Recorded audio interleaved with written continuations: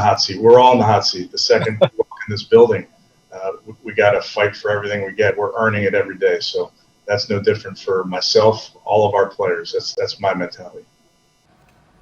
I mean, it's an admiral sentiment, but I don't think that Stefanski's on the hot seat. Anyway, our Browns reporter Jake Trotter is joining us. Jake, you were out at practice today. What can you tell us about what you saw? Yeah, hey, Laura. This Browns minicamp has been more about, fundamentals and timing than, say, performance. But it's hard to watch Odell Beckham Jr. out there right now and not think to yourself, what knee injury? Last week Baker Mayfield hosted a bunch of receivers in Austin, Odell included. And I was talking to somebody who was there, and this person told me, wait till you see Odell.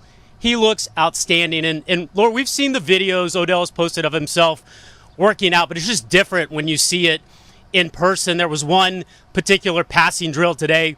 Odell's running a post. He plants on that knee that was operated on, 7 months ago. Completely fluid, goes up and makes the grab. So, I think at this point, Odell specifically, there's no reason to think that he's not going to be firing on full cylinders by the time we get to training camp here in a month and a half or so. All right, so Jarvis Landry said it. Now Jake Trotter's saying it. I think it might be time for all of us to start believing that Odell Beckham Jr. is going to be back to full form. Thanks so much, Jake, for joining us here. And Kimberly, you've also covered this team a lot. What's the difference this year for Baker? Listen, Laura, say what you want about Baker, but give the dude credit. This is the first offseason where he's working with the same offensive coaching staff. Think about who he's been paired with. Hugh Jackson and Todd Haley.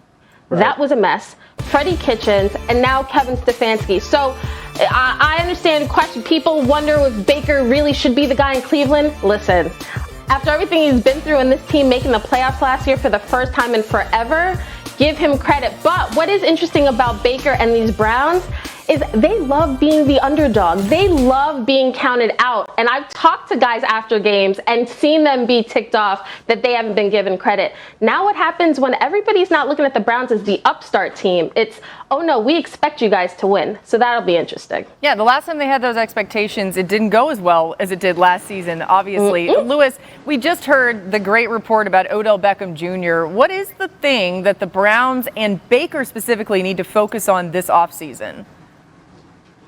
Laura, the Philadelphia 76ers here in southeastern PA talk about trust the process when they're talking about Joel Embiid and how they built this this basketball team here.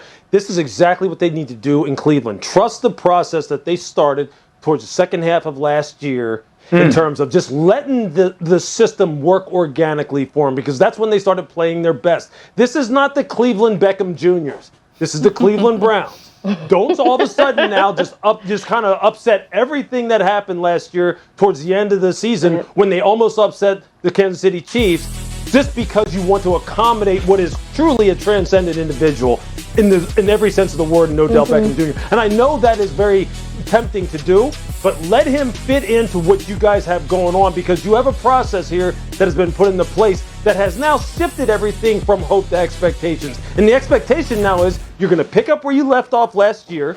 You've already set the floor as far as divisional round or higher for this year, and you'll be fine.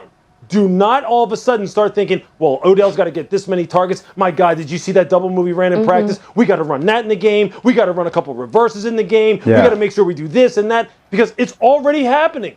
Just listen to the report right now that was given. It was, oh my God, did you see Odell? Did you see OBJ? That is what will sink this organization and all of a sudden make it about him instead of about this team. Use him, exploit him, really make him a focal point, but do not upset the process that's already been put in place, because it's a good one and it's working. Yeah.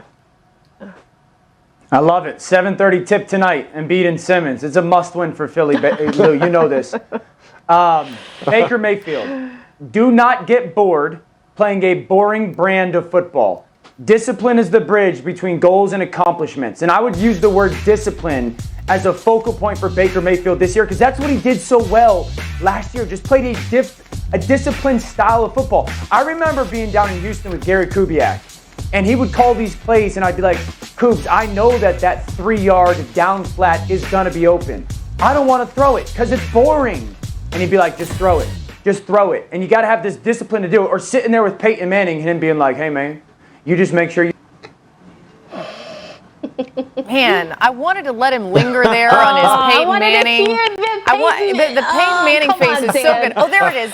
Yep. Let's just leave that up for a little while longer. What is going on? Here's the thing. We're not making the show go longer because Dan would have still been talking. So, he's back. But you know what? We actually are moving on. Sorry, Dan. Elsewhere in Ohio, let's get to the Cincinnati Bengals because Dan wants to talk about Joe Burrow, right? And we'll see if he can stay with us for this one.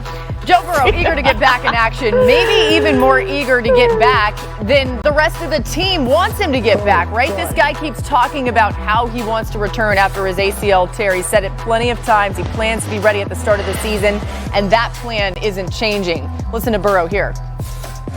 My body feels great, and he still has a little ways to go, but, my upper body, my right leg, everything else feels better than it ever has before. And, when I'm on the field, I'm executing and playing better than I ever have before. So we're going to continue the program that we were on and, get back to 100% before camp. I think that he's done a great job. He looks good, certainly not all the way there yet. So there's still a process that we got to follow here leading into training camp. And but you guys have been out there. I think everybody's optimistic. All right, Dan in an all-out brawl with his Wi-Fi at the moment. But Dan, game 1, September 12th against the Vikings. How quickly do you think that this team should look to start Joe Burrow?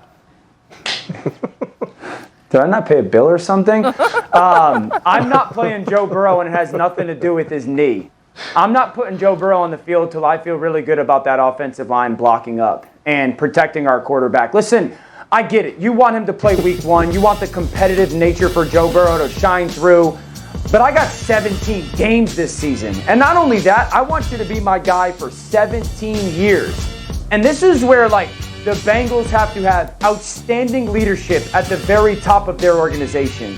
Because I love this saying, you don't give up what you really want for what you want right now. Again, everybody wants him to prove that he's ready for week 1. But you better learn from the RG3 situation. RG3 has said himself that he rushed back because he wanted to get back on the field, and it obviously had a negative impact on the health of his knee long term, and it cut short what was potentially going to be a great career. Yeah. So the challenge for the Bengals organization is the leadership at the very top needs to step in, and I get it, it's hard, coaches are fighting for jobs and all that stuff. You need to step in and make sure that you don't ruin this young player's future because you want him to get on the field for week 1. He needs to be your guy for the next 12 plus years. And he's not going to do that if you get him on the field and he's not healthy enough or you can't block anybody to keep him healthy. Yeah, look, Joe Burrow doesn't have to prove anything to the people of Cincinnati. He doesn't have to prove anything to the National Football League. And he for sure doesn't need to prove anything to the Cincinnati Bengals organization in and of itself. He proved that last year. He proved that he was willing to stand there, stare down the gun barrel, so to speak, and basically just get his rear end kicked for 10 weeks. What Cincinnati needs to prove to him is that they will take care of his career and take care of someone who put himself on the line for this organization, who represented this organization very well on and off the field, never flinched as far as when all the speculation was surrounding him as far as does Joe Burrow really want to go to Cincinnati? Is he going to try and kind of somehow manipulate his way out of having to play for this organization where many people thought, you could have asked many people and they would have said, yeah, maybe he should try and not go there. They need to prove that Joe didn't have to consider that kind of thing by taking care of him, taking it slow with him, making sure the offensive line in particular and everything that you've invested into the O-line, both in terms of talent acquisition and then the development and utilization of that talent, is on par with what Joe Burrow deserves and what Joe Burrow has showed at the quarterback position. That's what needs to happen here in Cincinnati. And you're right, Dan. If that means he needs to sit out week 1, week 2, week 3, week 4, fine. Do it. Yes. Do not put any undue pressure on this young man. Yes. And Joe Burrow, please, if you watch this show, don't rush yourself back, man. Don't rush. Learn from the people who have come before you who have made the same kind of mistake. And just do the right thing for yourself because, in fact, in the end, that's what will be right for the Cincinnati Bengals as well, even if they don't know it, even if they don't display that kind of decision-making. Yeah, the long term, so worth it. And you guys talked about the pressure that Joe Burrow was under. It was certainly a story throughout the season. And also 4 of his 5 interceptions came when under duress. He was under duress a lot. There's more coming your way on NFL Live. After a roller coaster offseason for the Seahawks, Russell Wilson says everything's A-OK with the team. Why our crew doesn't buy the bond in Seattle. That's coming up next. Are they BFFs or not? We'll be right back.